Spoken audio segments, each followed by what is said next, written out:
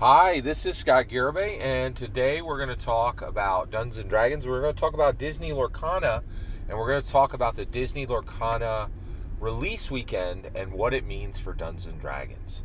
So, first of all, Dungeons and Dragons has the most unusual canon of any product in the world, and so Disney Lorcana is a Magic the Gathering clone. It is virtually identical to Magic the Gathering. So let me just tick them off.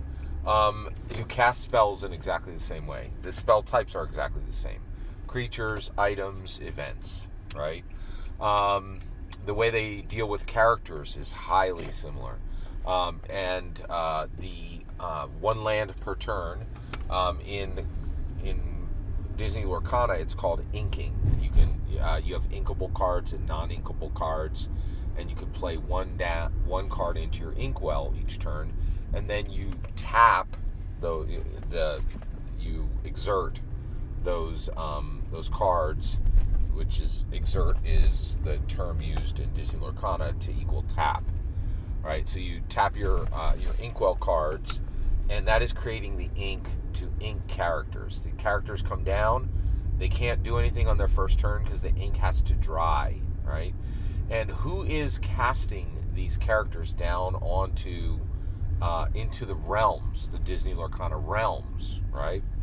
Well, it's the Illumineer, right? Which is really interesting, but it's all Dungeons and Dragons. Disney Lorcana is a copy of Magic the Gathering. Magic the Gathering is simply a canon vehicle for Dungeons and Dragons. It's really not a distinct product, right? So Magic the Gathering is canon to Dungeons and Dragons, right? Strixhaven, Theros, Ravnica, Dominaria, Kaladesh, Innistrad, many other realms, right? Just pure canon on the D&D side, canon on the Magic the Gathering side. So what is the Illumineer in D&D in Disney Lorcana? Well, it's simply Game Master from it's simply Dungeon Master from the 1983 cartoon, right? So we are Dungeon Masters in Dungeons and Dragons, but the reality is, because Disney Lorcana copied Magic the Gathering, they ended up copying Dungeons and Dragons because Magic the Gathering and Dungeons and Dragons are so blended. And what's really fascinating to me is I'm convinced there is a model for this. And what's interesting is the suit artist model that has been built under Hasbro is now branching to a new company, and it's truly astounding. So let's talk about this, right? So what is the model that all this happens for on Hasbro? So Hasbro is a global company. They have suits, right? Have you ever met one of these people?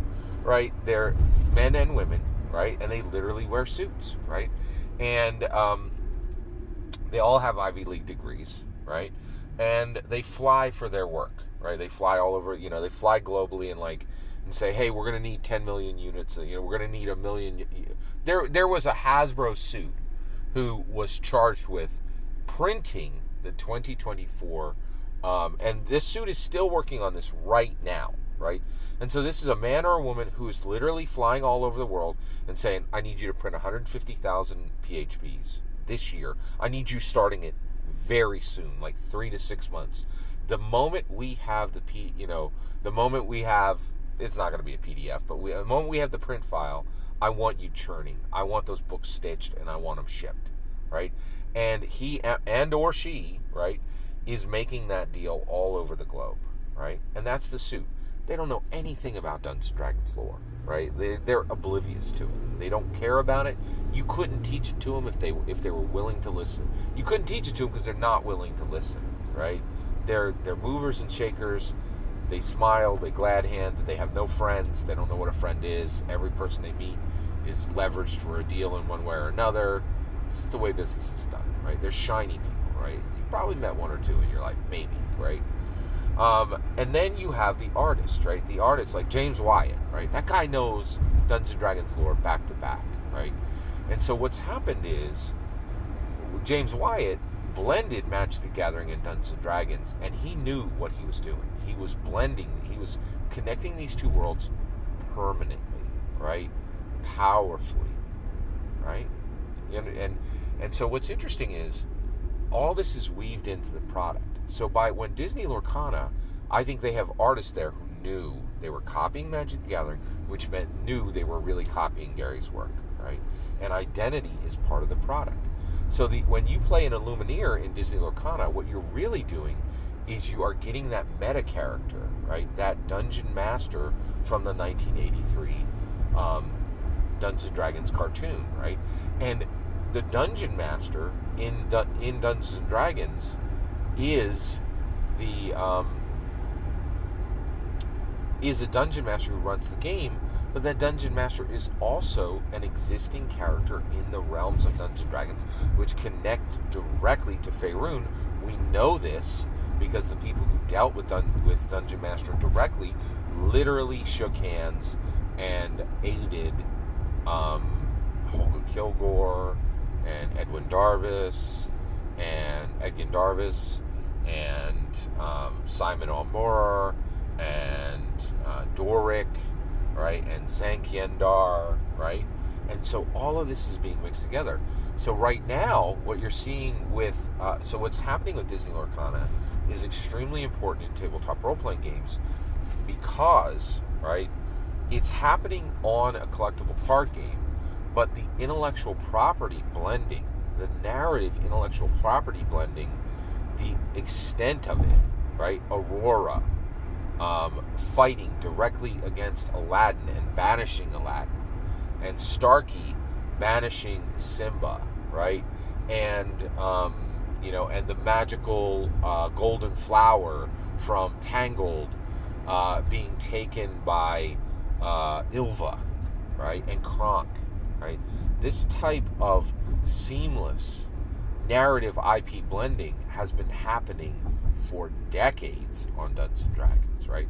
Realms upon realms upon realms, and the interesting part is the metamorphosis of where they connect, right? And I do believe, like, the artists at Ravensburg fully intend to lead this to its eventual position as a Dungeons & Dragons realm.